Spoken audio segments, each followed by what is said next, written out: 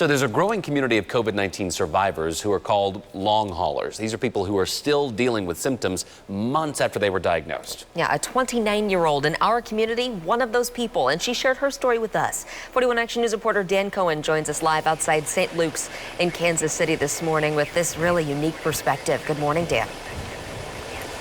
Taylor and Lindsay, good morning. I first spoke to the Arrowwood family back in June. That's when 29-year-old Ashley Arrowwood was first hospitalized, and she was in the thick of a long medical journey. She was discharged in July, went through rehab for the rest of that month and August, and now here in November, she is still dealing with symptoms due to COVID-19. Ashley is a registered nurse, and she was first infected in June when she went down to St. Louis to help those frontline medical workers with their surge in COVID-19 patients. And now Ashley is a member of a growing community in this country known as COVID-19 long haulers.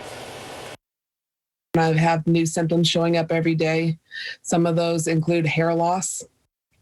Just gobs of hair are coming out. I'm also having palpitations every day and chest pain, and then just chronic fatigue. I am a person who usually works 60 hours a week along with going to school, and 16 hours a week just wipes me out. Ashley told me she just got an echocardiogram yesterday to monitor her heart activity. Taylor and Lindsay, this is one of many lingering symptoms that doctors are seeing in these long hauler patients.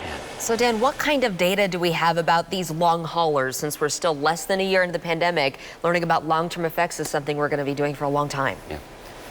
Yeah, Lindsay, there are surveys out there by multiple medical journals, and they're showing that more than half of these long hauler patients are showing symptoms 3 months after their initial positive test. And Ashley is 5 months after her initial positive test, and she again is dealing with chronic fatigue, chest pain, other lingering symptoms. The one that really stood out was her loss of hair, and we've seen celebrities on social media that have lost their hair too, showing pictures of clumps of hair that have just come out. These are popping up all over the place, and Ashley also mentioned that she's now in a Facebook support group with fellow COVID-19 long haulers where they can share their stories and cope together digitally. So much unknown still. I think so many of us are worried about the possibility of COVID-19 and contracting COVID-19. The thought of still having to deal with it months after getting it, just a terrifying thought. Dan Cohen reporting live for us this morning. Dan, thank you very much.